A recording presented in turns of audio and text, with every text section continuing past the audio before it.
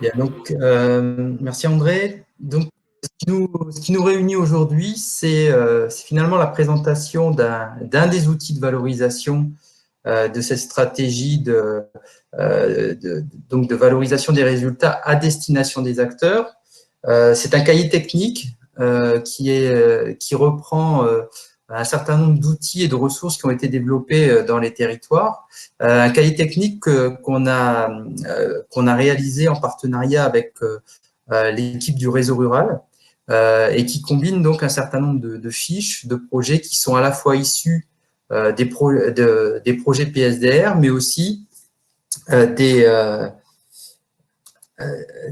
des projets du réseau rural. Donc ce cahier qui s'intitule Outils et ressources pour agir et décider sur les territoires, il a plusieurs ambitions. D'abord, il vise à faire connaître, à diffuser et à rendre accessibles les différentes productions qui ont été menées dans les projets PSDR pendant les 5 ans d'activité de ce programme, mais aussi de mettre en regard un certain nombre de réalisations, donc des projets qui ont été financés par le rural, que ce soit des projets du partenariat européen pour l'innovation ou du dispositif MCDR, mobilisation collective pour le développement rural.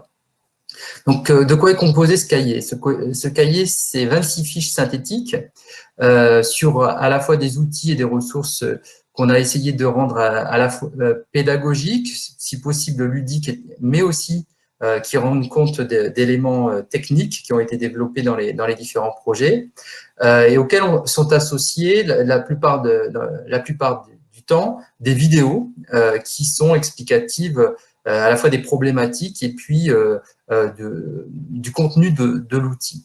Donc, au niveau de la structure du cahier technique, eh bien, on a essayé de les regrouper autour de 3 grandes thématiques. Un premier ensemble de fiches qu'on a intitulé « Quelles ressources pour accompagner la transition agroécologique ?»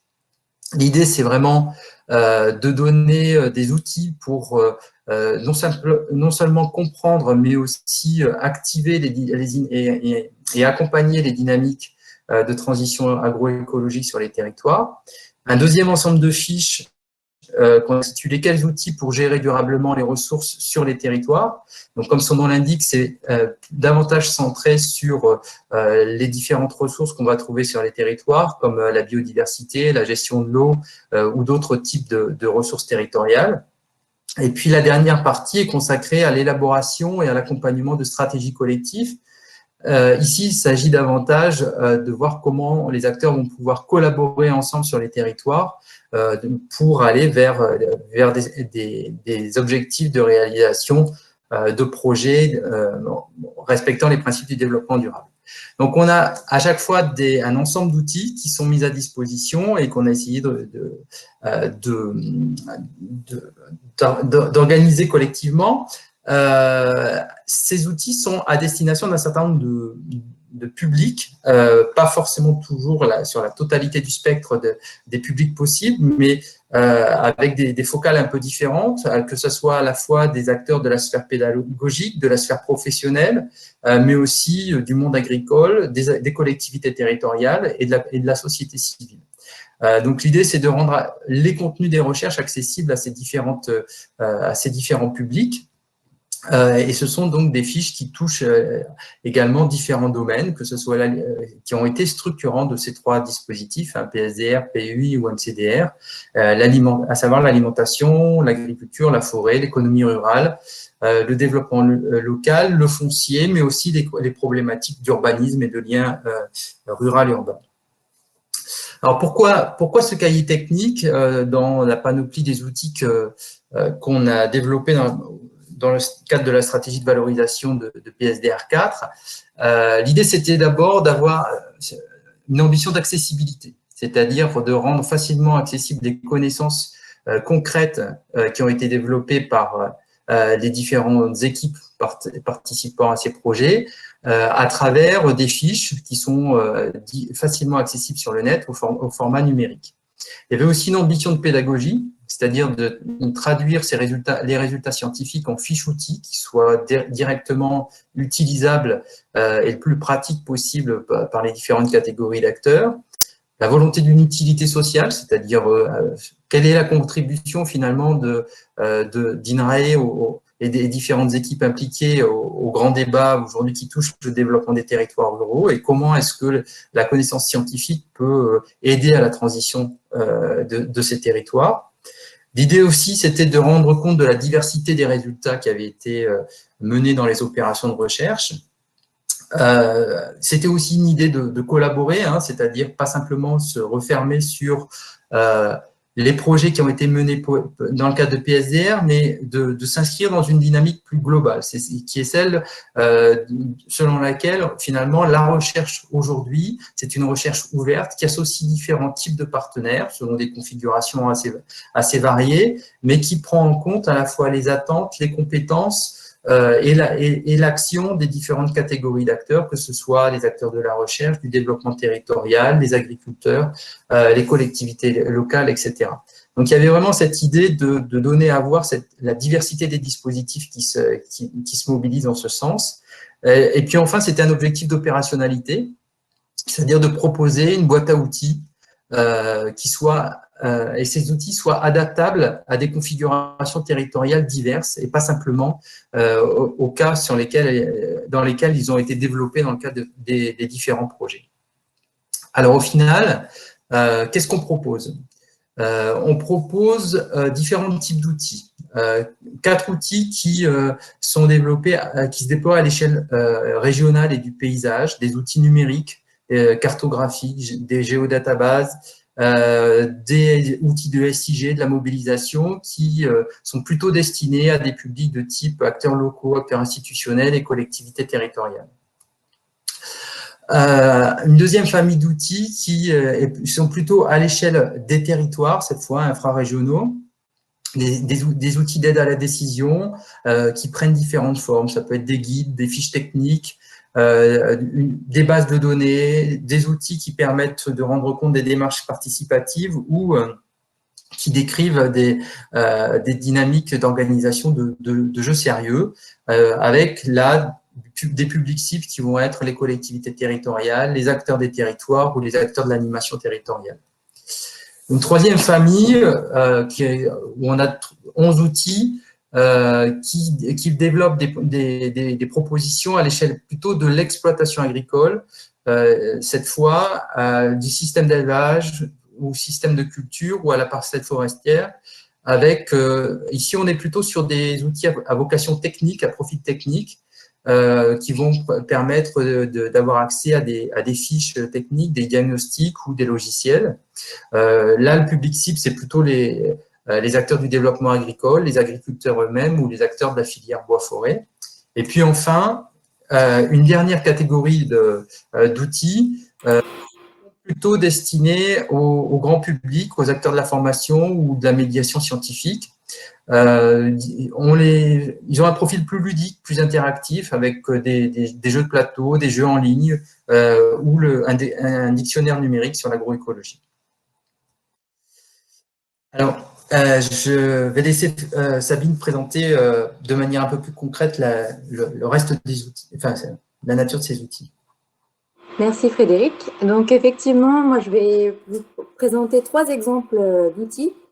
Le premier qui s'affiche à l'écran rentre dans la famille des outils pour accompagner la transition agroécologique. Donc c'est une adaptation aux élevages caprins de l'outil CAP2ER. CAP2ER, ça veut dire calcul automatisé des performances environnementales en élevage de ruminants. Et l'outil avait déjà fait ses preuves dans d'autres types d'élevage. Et le projet PSDR Flèche en Grand Ouest a contribué à son adaptation pour les caprins. Donc, il permet de positionner les résultats de l'exploitation en fonction de données de référence et en fonction de l'impact environnemental de l'élevage. Il a été reconnu par la filière caprine qui souhaite l'étendre à l'ensemble du territoire national et les politiques publiques s'en sont saisies aussi à travers sa mobilisation pour des demandes de subventions agricoles. L'outil suivant donc, fait partie de la famille des outils pour gérer durablement des ressources sur les territoires. Donc, il s'agit d'un outil qui est issu du projet PSDR Astral en Grand Est Il se présente sous la forme d'une cartographie des services écosystémiques à l'échelle régionale. Il permet d'anticiper le niveau de services fournis par les territoires. Il permet de mieux organiser et mettre en adéquation les usages des sols, par exemple prairies, haies, surfaces herbagées, surfaces en eau, etc. Et ainsi permettre aux acteurs et aux décideurs de favoriser et amplifier les services écosystémiques. Le troisième outil appartient à la famille donc, des outils pour élaborer et accompagner des stratégies collectives. Et donc là, c'est une démarche participative issue du projet PSDR Brio en Île-de-France. C'est une démarche qui est conçue et mise en œuvre pour inviter les acteurs locaux à imaginer collectivement différents futurs pour leur territoire. Donc, elle comporte 4 étapes.